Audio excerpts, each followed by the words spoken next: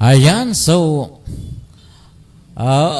okay, so magandang gabi sa lahat ng nakikinig at sumusubaybay ng ating programang Manibela ng Masa on the Go. Nandito naman po tayo at magkakasama-sama sa loob ng isang oras para sa opinyon, talakayan, ninaing ng bayan. Tumawag lamang sa 0956-512-2086. Siyempre, dito lamang po yung simpilan ng Paranaque Net Radio Worldwide.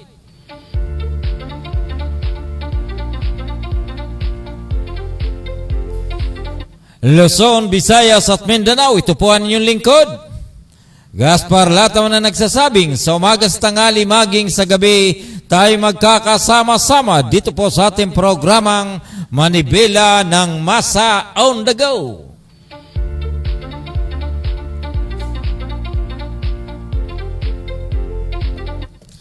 Ngayon po ay September 5, 2023, Martes. Palakpakan po natin. So, ngayon po, bali ang oras po natin ay ganap na pong alas 9:13 ng gabi. At tayo po ay tila nalit po sa ating programa dahil may hinihintay po tayong magiging kasama ngayong gabi. Ito po ang ating kasama na si Chef Fred Lopez ng Direkta, no? Opo, tayo po ay hingi ng kanyang tungkol po doon sa mga kaganapan kanina dyan po sa Senado. Siyempre, sa imbitado po ang kanilang grupo, yung parts, opo, na kung saan tila ito po ay nakapokus o nakasentro tungkol po doon sa pangyari dyan po sa lugar ng Quezon City regarding po doon sa tinatawag na road rents, talagang titingnan po natin at maya-maya lang po ay ating makakausap. Ito pong si Chef Freddy Lopez.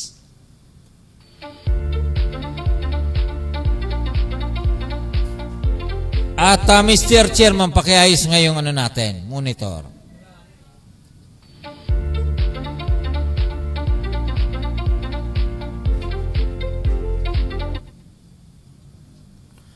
Ayan, so dito po sa Metro Manila, kanina ay talagang hindi pa rin po maiwasan yung pong bugso ng ulan. Di ba? Sa umaga, sa tanghali, maging sa hapon, ay tila yung pong ulan ay tuloy-tuloy pa rin. Pero sa awa ng Panginoon, at tuloy-tuloy naman po ang trabaho. At dito po sa lungsod ng Paranaque ay nagkaroon po ng tinatawag na P-out, noong tinatawag na Cash for Work na programa po ng Department of Social Welfare and Development dito po sa lungsod ng Paranaque.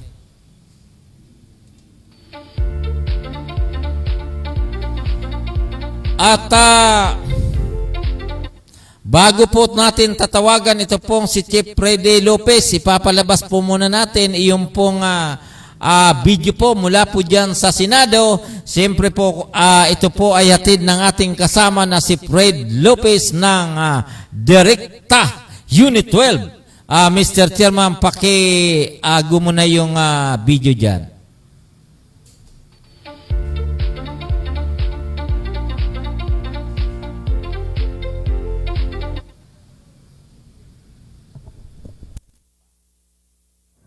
Ito pong nangyari na to para sa akin, apektado po dito yung mga responsible gun owners na kami, napanggit kanina yung muntik na akong nalaglag sa upuan kasi pag-usapan na naman yung kriminal. Puti na may absolute pardon na ako.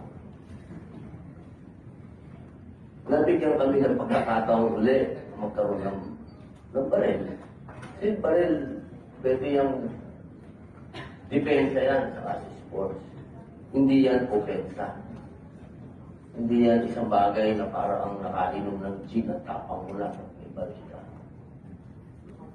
Sana, kasi kalmado na kayo. Nung dumating kami, kalmado na kayo. Kaya hindi na kami makaporma dito. Parang alis na kayo eh. Alis na kayo. Ayaw magreklamo ni Sir Pandiola. Alam niyo, Sir, tama naman yung arrive mo eh.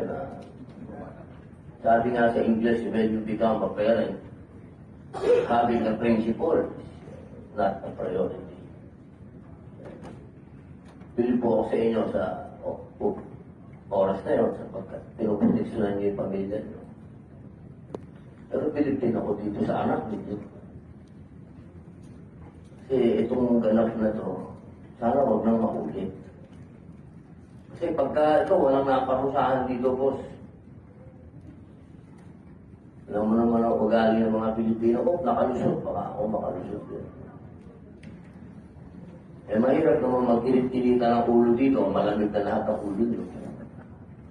Pero ako talagang, chairman, malungkot ako. Malungkot ako sapagkat hindi naman sa gusto po kayong kaya lang, siyempre may nagawa kayo, boss. May nagawa kayo isang bagay na kinasahan mo ng baril yung tao, binatukan mo pa. Eh, mainit din ang ulo ko, pero hindi ko pa naman nagawa yun. Hindi naman ako ganon. Suntukan lang talaga. Magpapag tayo na kung gusto mo. Pero pag may baril na talaga, iba na yun. Eh, sana, huwag lang maulit ito. Tapos napanood ko po kayo, sabi nyo doon sa isang interview nyo, makanalin nyo talaga. Your Honor, i-disable ko lang siya kung talaga susugurin niyo po ako. Kasi sabi ng ginamit naman po niya kanina na wala pa po kayo. Kung gaban niya ako talaga, susugurin niya ako. Pero makanalin nyo. Sa paalam po, siyempre, para i-disable lang po. Kasi galing po ako sa opera, tsaka may na rin po ako eh. Ba't po ba kayo naglabas ng baril?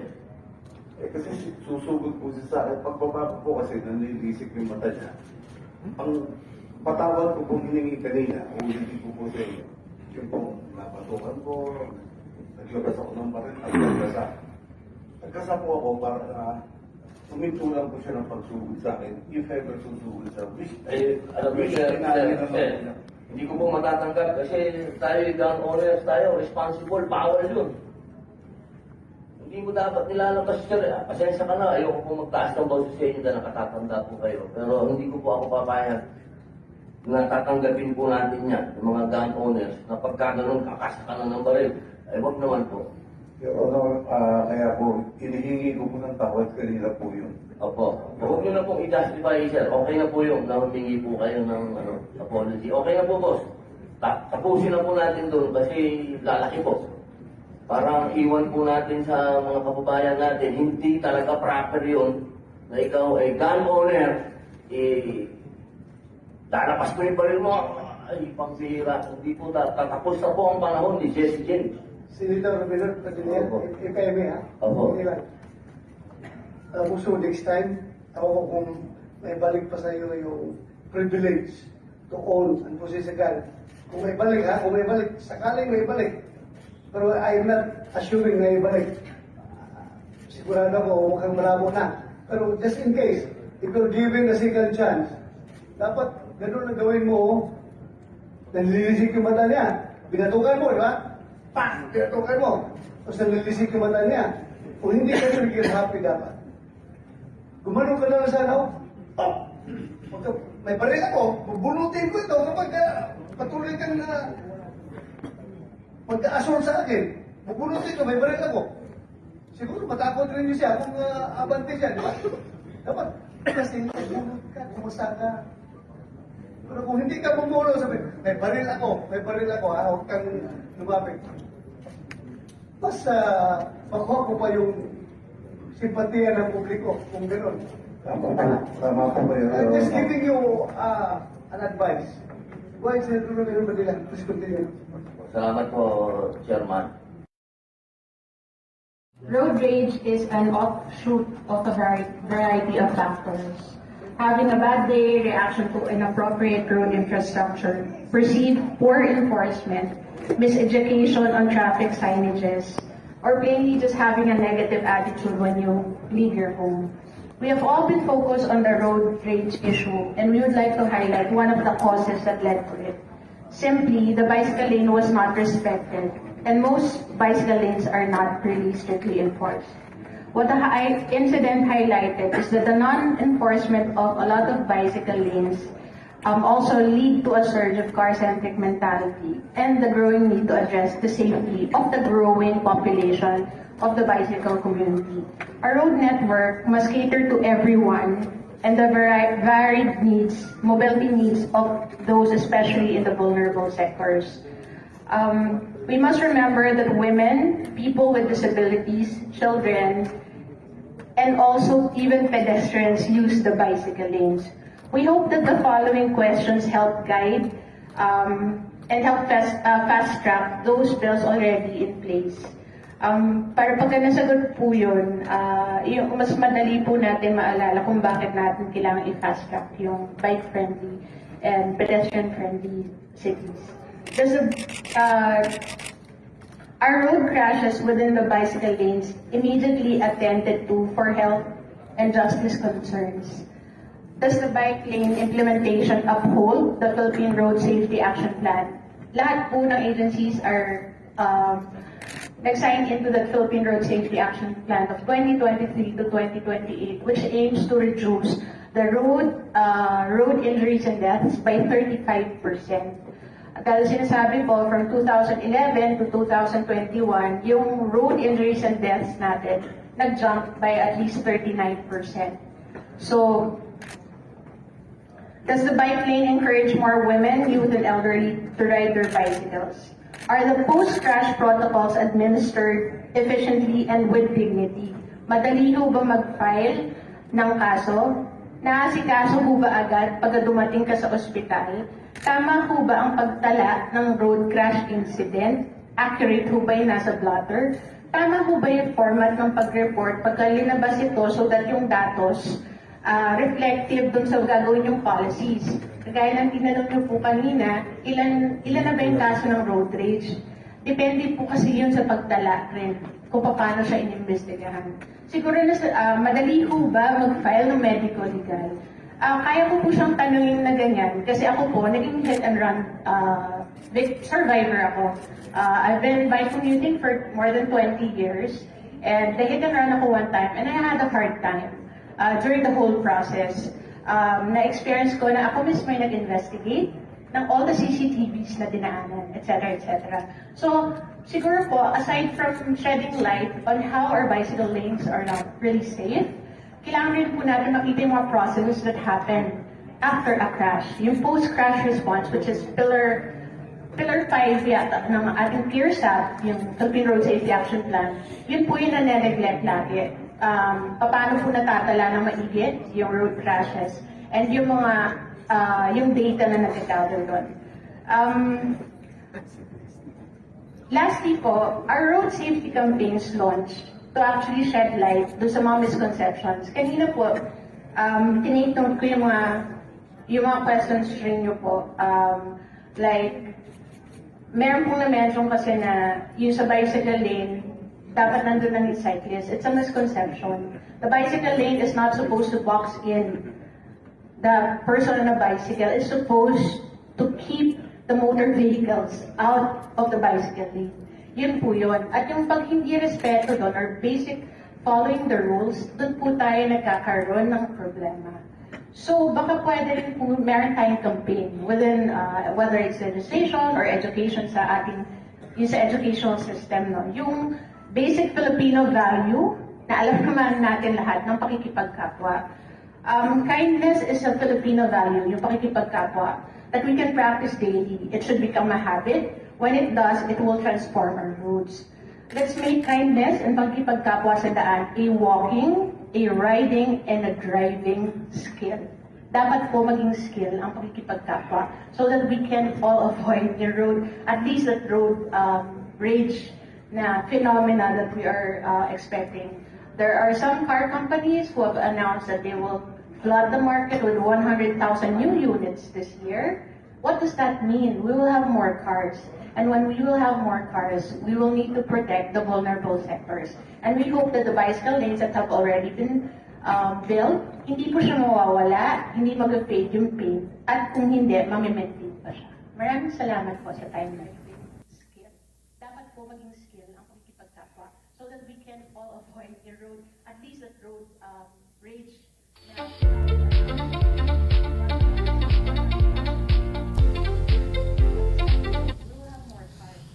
Ayan, so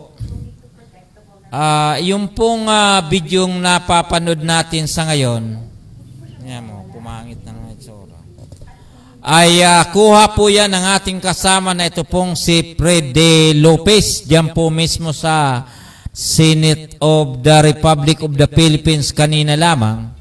At tatawagan po natin ito pong si kasama natin na si Chief Freddy Lopez at para bigyan po natin ng ops na lilit. Ano? Late. Ay tatawagan po natin para ano nangyari? At may naririnig ako. Senate of the Republic of the Philippines kanina lamang. At tatawagan po natin ito pong si kasama natin na si Chief Freddy Lopez at para okay, para bigyang clarification kung ano po ba talagang pinag-usapan diyan po sa Senado kanina kasama po yung parts ano. Ayan, so tatawagan po natin.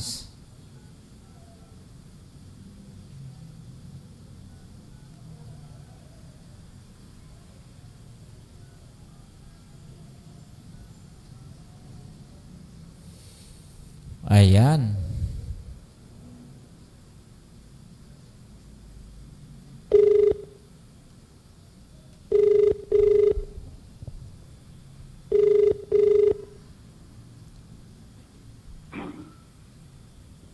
Hello, magandang gabi. Yes, Chief, magandang gabi. Magandang gabi po, Pres Gaspar Latan.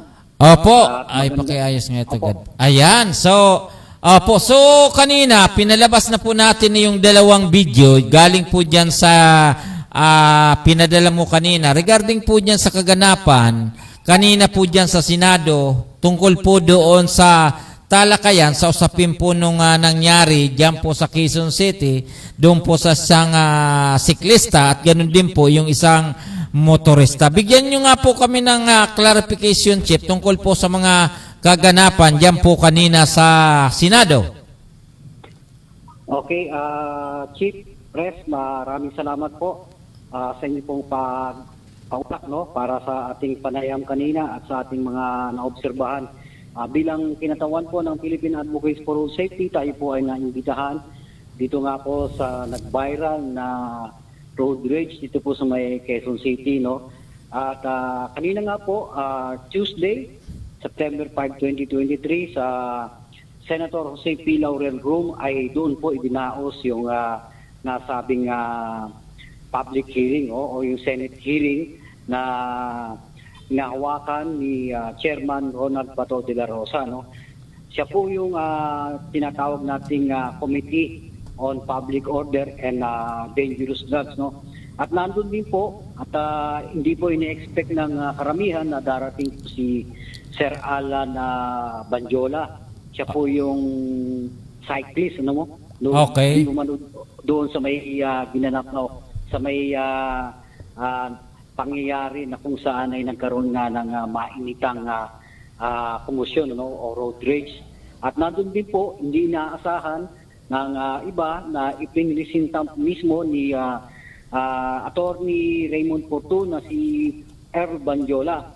Siya po yung anak po ni Alan Banjola, yung cyclist o yung siklista po, no. Okay. At pagkalipas ng ilang oras ay dumating nga po itong kontrobersyal na si Sir Wilfredo or Willie Gonzales, no. At ito nga po yung napag-usapan kanina dahil ito po yung usapin dito sa viral road rage in Quezon City involving a biker and a retired police officer. At inimbitahan din po dito sa kalaman po ng ating mga tagapakinig ng Paranaque Net Radio Worldwide, magandang gabi po sa inyo, ay nandito po ang listahan din na in-invite, no, itong nag-vlog nung nasabing video, no, Okay. na BI Vlogs. Sad to say, hindi po siya dumating doon po sa pagdinig kanina o sa hearing doon sa Senado, no. So, base doon sa nabanggit ni Raymond Fortun na dahil di umano itong si Sir Alan, siklista, na hindi na siya magpapataw ng demanda doon sa nasabing ngang si Wilfredo Gonzales. Sa kadahilan ng nagkaayos naman sila, naghiwalay sila ng maayos at nagkamayan pa, no? Kaya lang sa isang banda ay itong ating si Attorney Fortune, ang sinasabi niya ay bagamat hindi siya andang mag-testify doon sa o yung magkakain ng demanda, no? Pero nakikita ni Richard, ni Attorney Fortune na sapat na po yung mga tinatawag natin mga videos at mga nakakita pang iba doon sa pangyayari, no, na magpapatibay din doon sa nasabing pangyayaring ito. Pero may pakiusap na pong itong si Earl Benjola na hindi rin po inaasahan ng tatay niya na naroon din pala doon sa hearing kanina, no? Okay. So napakaganda po nung pangyayari, no? Talagang makikita natin yung nasabing usapin ay talagang nais po nila na lalo na nung anak, ang sabi niya doon sa Senado, lalong-lalo na doon sa ating committee chair na si Senador Bato, no, na ang nais lamang niya ay mabuksan ng kaisipan ng ating mga kababayan at ayaw na rin niya na ito ay maulit pa. So, ang nais niya ay magkaroon din ng mga panukalang mga batas na magpoprotekta din po o pagtitibayin yung sinasabi nating batas patungkol nga po sa mga kaligtasan sa daan, lalong-lalo na yung mga tinatawag nating vulnerable road users at sa hanay na mga siklista, no? Bagamat mahaba yung kanyang binanggit at ito po ay English, so binigay na lang natin yung ilang mga updates, no, doon sa kanyang naging pahayag po kanina. Yes, Okay, so itatanong ko po, ano yung paliwanag noong motorista naman, yung si Gonzales, tungkol dyan? Okay. Base po doon sa kanyang mga salaysay, doon sa Senado, dahil alam naman natin, naka-quote po yung kanyang mga binanggit kanina, no? Dahil kung hindi niya po ito masasabi natin kung ito po ay siya ay magsisinungaling, ay maaari po siya makontempt, no? Okay. At pwede siya makulong doon sa baba. Yan po yung pahayag kanina ng ating mga senador doon. At ayon nga po sa kanya, ay kanya pa rin pinagdiinan, at kanya pa rin binigyang diin yung kanyang salaysay na siya yung biktima rito at sabi nga niya ay yung kanyang sasakyan ay nayupi at yun po yung naging nag-trigger sa kanya kung bakit siya nagalit, no. Bandang huli inamin din naman niya na siya ay nagkakali, no, nung siya ay nagkaroon ng in-interrogate na siya ng ating mga senador. So nagsabi na rin siya na may pagkakamali naman din talaga siya sa part na yon dahil kung hinayaan na lang niya yon ay maring hindi yun nangyari, no. So ang kanyang ginigit dito ay yung kanyang unang mga pahayag na ayun na nga, dahil kung hindi yun nayupit yung kanyang motor na siya ay may sakit, may dinadala siya karamdaman, actually bagong opera daw siya at yan po yung kanyang wala daw siyang kalaban-laban.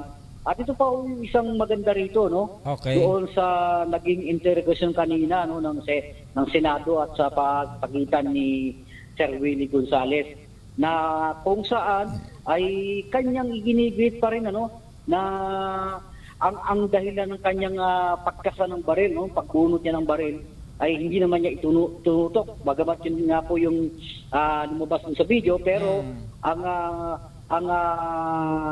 pinaka dito, ang kanyang sinabi ay siya nanganganib yung kanyang buhay. So self-defense lang di umano yung kanyang ginawa dahil may pagbabanta po sa part ni cyclist o siklista.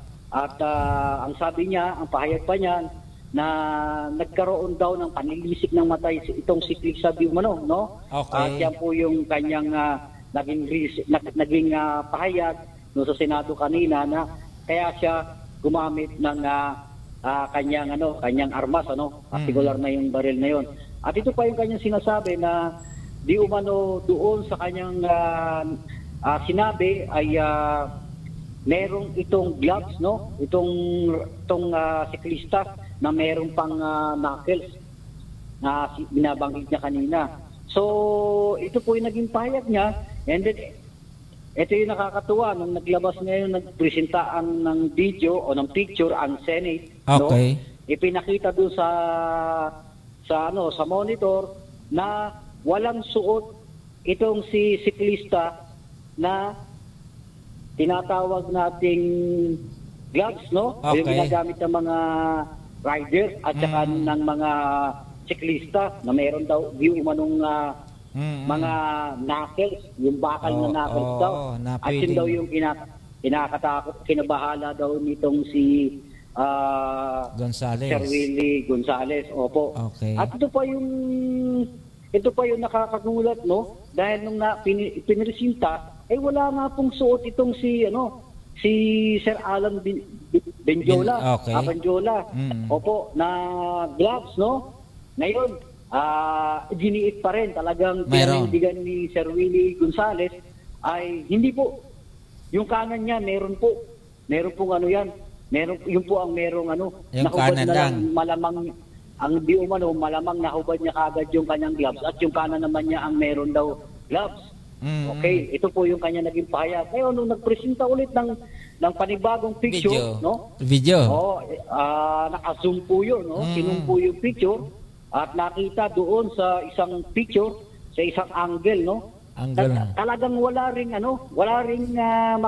kang makikitang Oo. suot na gloves nung tinatawag nating siklista. Okay. At dinagdag pa rin ng ating butihing senador, na alam naman natin na isa rin siyang siklista, isa rin siyang rider, isa rin siyang driver, no? So kumbaga, magamit siya ng iba't ibang uri ng sasakyan, no? Itong ating kaibigan na si Senator J.B. Eras ito. Okay. Alam naman natin na isa ring cyclist po ito, no? At kanyang binanggit na iba talaga ang ginagamit ng mga gloves ng mga riders at ng mga siklista.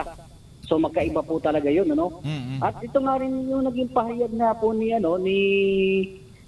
siklista na si Sir Alan na kanyang binanggit na hindi po totoo yung mga naging pahayag nitong si Sir Willie Gonzales, no? At may dagdag na rin po natin at ang kanyang pahayag ay hindi naman siguro ganun kabilis na magtanggal ako ng gloves habang ako tumatakbo. Di po ba? Oo. So ito po yung mga naging panayam kanina doon sa nasabing nag-viral na road rage, ano? Okay po, Press Gaspar Latam. Ay, Chief, bali itatanong ko rin kasi ang doon po kasi sa lumalabas, maging yung interview kay yung hippie ng Quezon City, na tila yung pong nag-upload nung nag-viral na video tungkol dyan, yung B-vlog na sinasabi natin, ay tila napagbuntungan pa ng pinagbuntungan pa nung nitong si Mr. Willie Gonzales at saka tila yung mga ating mga alagad ng batas dahil kung naging responsable daw sa pag-upload noon ay baka hindi na po nagkaroon ng ganitong sitwasyon. Hello, Chef. Opo, 955.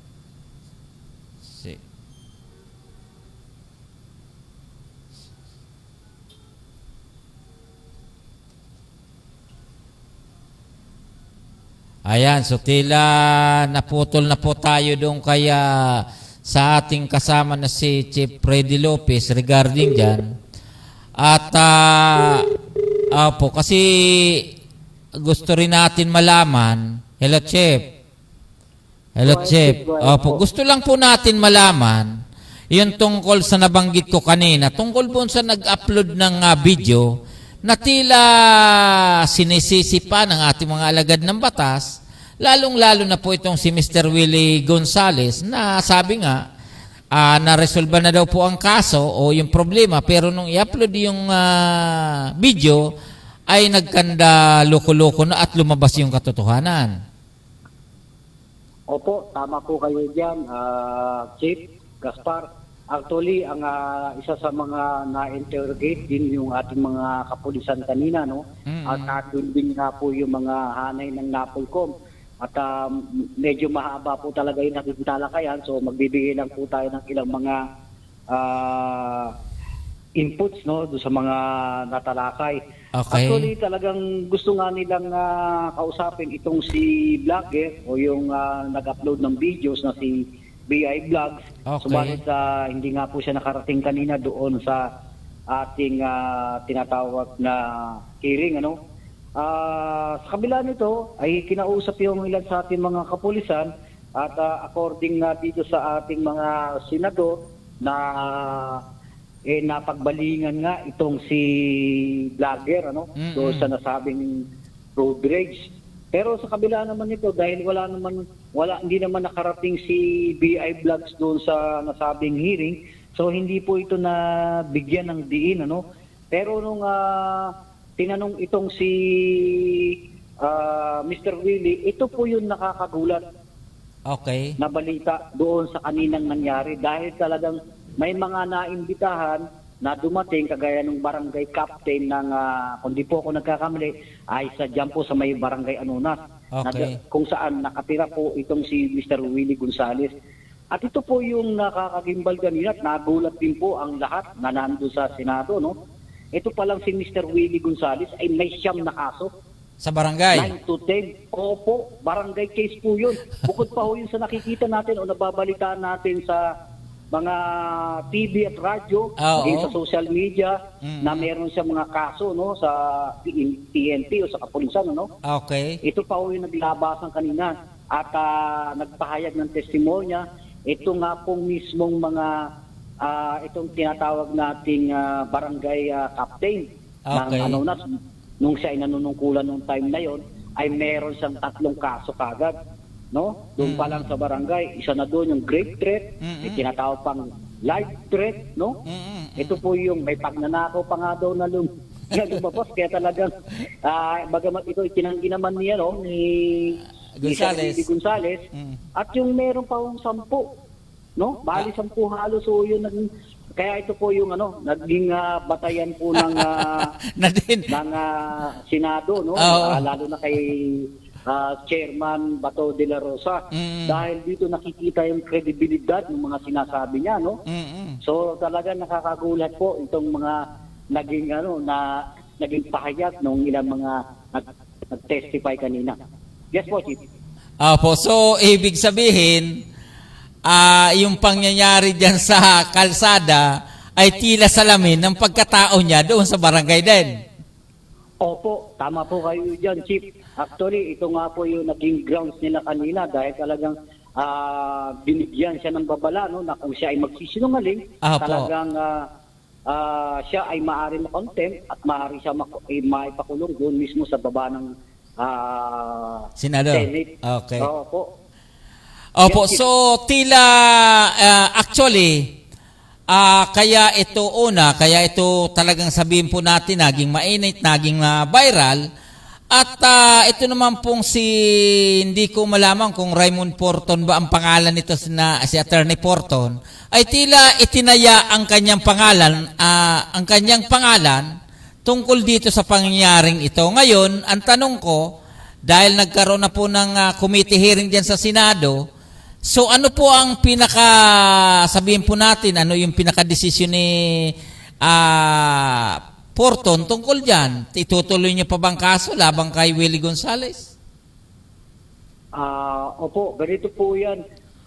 Nung nagpahayag na si Atty. Porton ng kanyang side, bagamat kanya pong kinukumbinsi itong si Alan Banjola na isang siklista nga, na maipahayag at maghain pa rin ng reklamo laban nga dito kay Sir Willie Gonzales. Bagamat siya po ay tumanggi dahil sila nga po ay nagkaayos na at yung anak naman po mismo ni ang kanyang isinama at ipiniresinta doon sa Senado at ipinahayag nga yung kanyang damdamin patungkol na po sa mga pangyayari. Bagamat alam po nating lahat na ito pong si Atty.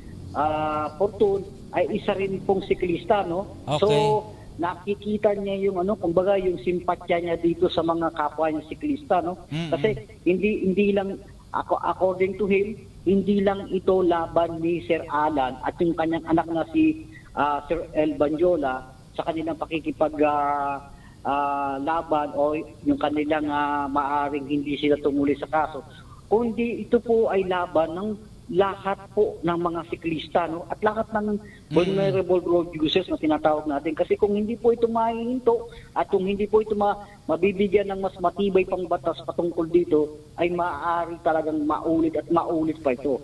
At ang gusto po niya ay matuldukan na ito at sa mga susunod pang mga pagkakataon, ito yung tinitingnan nila kanina na kung sakali ay magkaroon nga ng kaukulang batas para mapagtibay yung paggamit ng baril, kahit ikaw ay may LTOC, ikaw man ay may permit to carry, no? Doon pa isang in-interrogate, no? Doon sa usapin kanina dahil according doon sa mga taga firearms, no? And explosive division dito sa Campo Crame, na ang dapat nagdadala ng baril o ng armas ay dapat po nasa clutch bag po yun. Ay paano daw po nangyari Hindi na nakasukbit. nakasukbit sa kanyang balakang yun o sa kanyang bewang? Di ba? Doon pa lang ay talagang may paglabag na di umano doon sa kanyang paggamit ng kanyang baril, yung kanyang firearms. Yes, Chief. Opo. So, okay. So, malinaw na kaya po ito nabuksan, itong pangyayaring ito, dahil doon sa in-upload ng BI Vlog. Di ba? Opo. So, ang aking pinakabutton line dyan, dahil tayo naman po ay mga, sabihin natin, nakasama tayo dun sa mga media practitioners na anytime, pwede po tayong mag-upload sa ganun. So, for clarification, hindi ba nalinis ang pangalan ng BI Vlog na dapat siya po ay papurian dahil sa kanyang ginawa? Okay. Actually, base po doon sa pagdinig kanina, no? Dahil hindi naman talaga nakarating tong si BI Vlog. Pero ito nga po yung sinasabi ng ating mga mambabatas doon sa Senado kanina na bagamat meron nga nagkaroon ng video recordings, no? Sa pamamagitan nitong si BI Vlogs. Dahil dito talaga nag-umpisa ang lahat. No? Kasi kung hindi po ito na-upload, hindi po ito na-videohan, ay talagang maaaring hindi po ito nabuksan itong kaso na ito. No? Bagamat sinasabi nga nila, ay meron naman pong tinatawag na CCTV videos. No? Opo. Meron doong mga CCTV na nakunan sa ibang angle. So sapat na daw po ito na para magamit na ebidensya kahit hindi umapir itong si BI Vlogs, no? Yan po yung naging pahayag nila kanina na maaaring ito rin ang makapagpatiin dahil ito po ay matibay o credible na ebidensya, no? Yan po yung kanilang pahayag kanina. Ayan. So, doon po sa ating mga kababayan, ang ating pong nakakausap po ngayon ay nakapanayam ay ito pong si ating kasamang si Chief Freddy Lopez, na kung saan siya naman po talaga ay nandoon sa committee hearing diyan po sa Senado kaninang umaga. So kami po ay buong puso nagpapasalamat sa iyo, Chief, dahil nabigyan niyo po kami ng update at lalong-lalo na at yung tunay na kaganapan diyan po sa Senado ay ating pong napakinggan. So siguro, Chief, panawagan na lang po sa atin, sa ating mga kababayan, sa nag-upload ng video, ganun din po dito po kay Willie Gonzales, ganun din po diyan po sa inyong grupong PARDS. Tama, PARDS. Okay, salamat po Chief sa pagkakataon, no. Ang ating opinion, no, bagamat isa tayo po ay naimbitahan doon sa nasabing pagdinig na ito sa Senado kanina, ay tayo ay nagpapasalamat dahil nabigyan tayo ng chance, no, para maibahagi. Bagamat yung isa kong kasama na si Sergio Estalio yung nagbigay ng kanyang pahayag, at ito rin po yung pahayag ng buong hanay po ng Philippine Advocates for Road Safety, no. At kami natutuwa dahil bagamat ito ay dati na nating ginagawa, no, sa mga seminars at sa mga trainings, tayo ay nagtuturo po Actually, tinuturo na rin po natin to kung paano po ba maiiwasan yung mga sinasabi natin mga road rage na yan. Ano ba yung mga dahilan yan? Ano ba yung mga paraan para maiwasan po natin yan? Ano, alam naman natin na nowadays talaga medyo nagiging tawag dito, nagiging trending, no? Nagiging viral yung mga ganitong usapin, lalong-lalo na dahil na panahon na tayo ng social media, ang dami ng makikita natin ganito mga pangyayari, no? Bagamat nung araw pa naman talaga meron ng mga road rage, kaya lang hindi lang ganun siya ka-viral dahil wala pa mga camera nung araw. At according naman doon sa nakalap natin kaninang impormasyon na ang pag-vlog at pagkuha ng videos, hindi naman po yan masama, no? Oo. Dahil lalo na hindi mo naman intention yun, no? Na lalo na gusto mo lang makatulong doon sa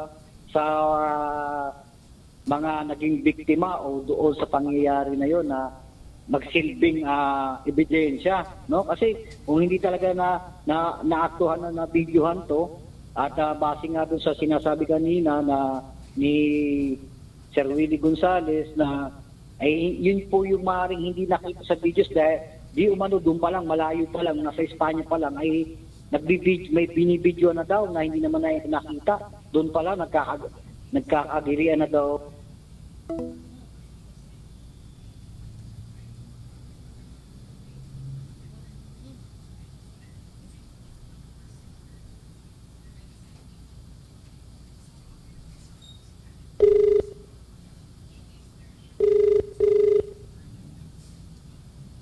Hello, Chip. Hello.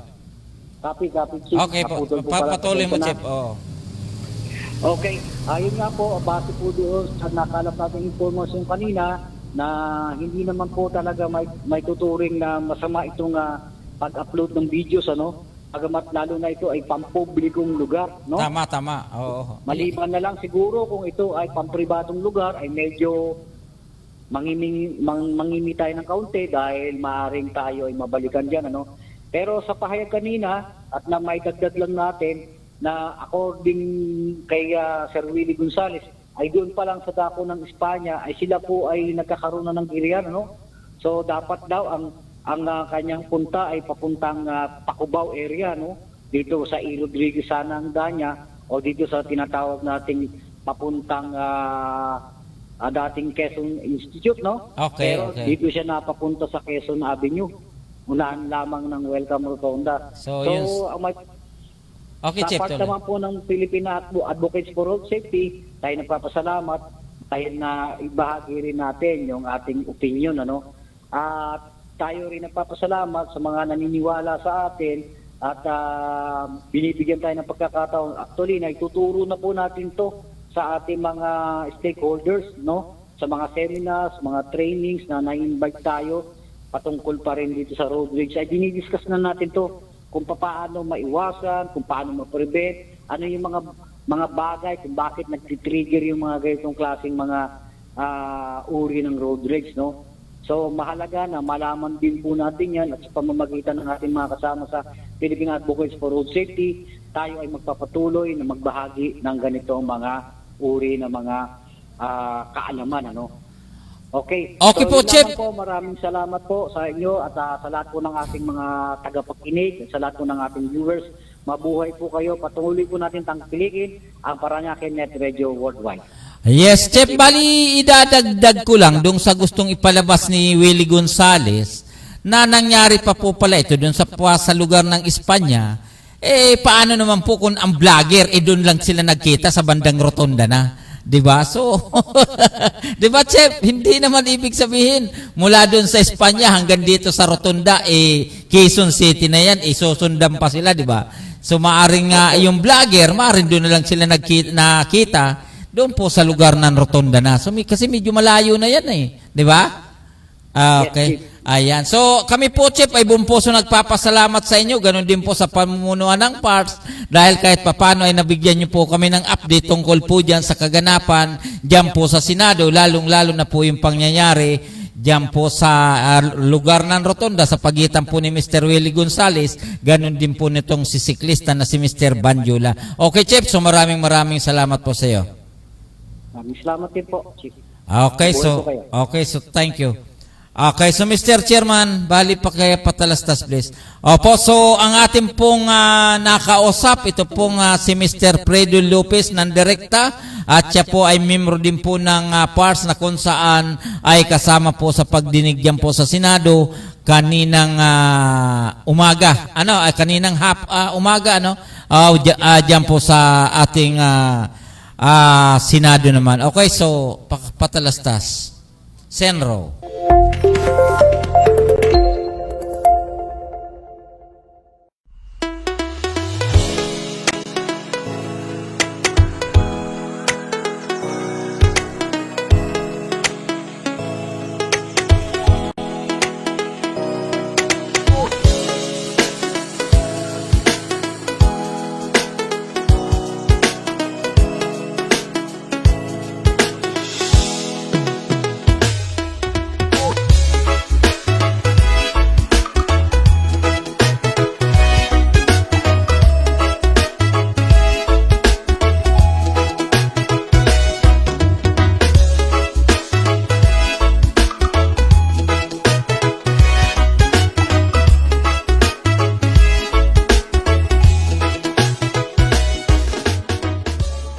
Mark Allen Besa to deliver his message of support.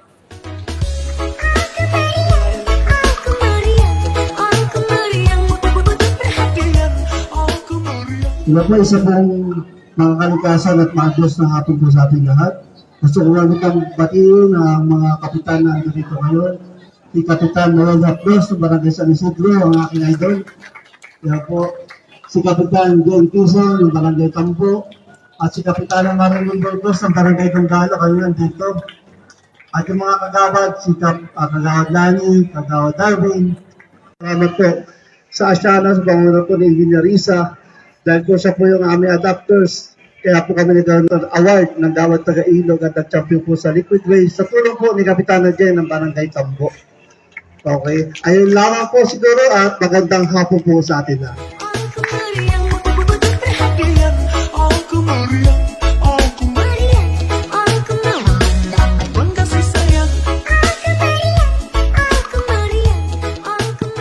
Sa ating mga kawani po ng DNR sa pangunguna ni Director Bobby Tagapan, DNR NCR Mayo South, kay Engineer Risa Montances. Magandang hapon po sa lahat ng ating mga kaibigan from the DNR Metropolitan Environmental Office South, our gracious hosts from SM Sukat, and of course, our kababayans from the city of Parañaque, and welcome to today's Gawad Taga-Ilog Roadshow 2023. Our lead agency for all of these programs is CENRO, the City Environment and Natural Resources Office, under the leadership of Mr. Mark Allen Besa.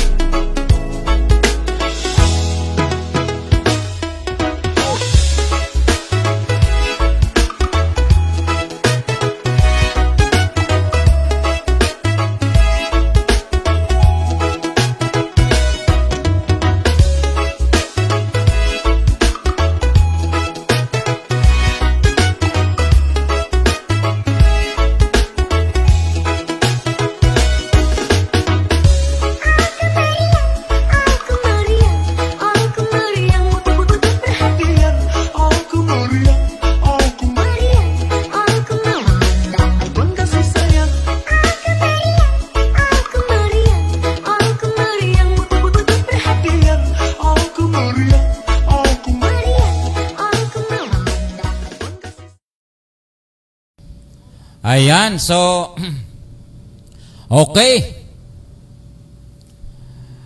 So doon po sa ating mga kaibigan, kanina ang ating pong nakausap, ito pong ating kasama na si Freddy Lopez. Okay, so doon po sa ating mga kaibigan, bago po tayo magpatapos, regards po natin, ito pong si Chief Juliber Gonzaga ng Values Formation, Spiritual Transformation na may tanggapan po dyan sa Campo Crame, at ganoon din po itong si Mr. Jerry Alyanige. So regards po natin. Oo, so yung pong ating mga kaibigan sa mga kasama po sa Values Formation, regards po natin, at sa panguna po nitong si Chief Juliber Gonzaga na sa kasalukuyan siya po ang overall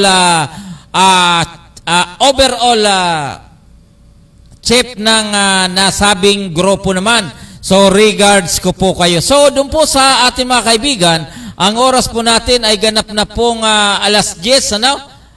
Na kung saan tayo po ay magtatapos na po tayo sa ating programa dahil tayo po ay nagsimula halos alas 9 na ng gabi ngayon dahil tayo po ay na-late, ano? Instead na alas 8 ay naging alas 9 dahil yung pong ating kasama na si Chief Freddy Lopez kailangan po natin ma-interview ngayong gabi. Ayan. So, okay dun po sa atin mga kaibigan, Luzon, Visayas at Mindanao. Hanggang dito na lang po ang ating programa ngayong Martes, September 5, 2023. Mr. Chairman, happy birthday.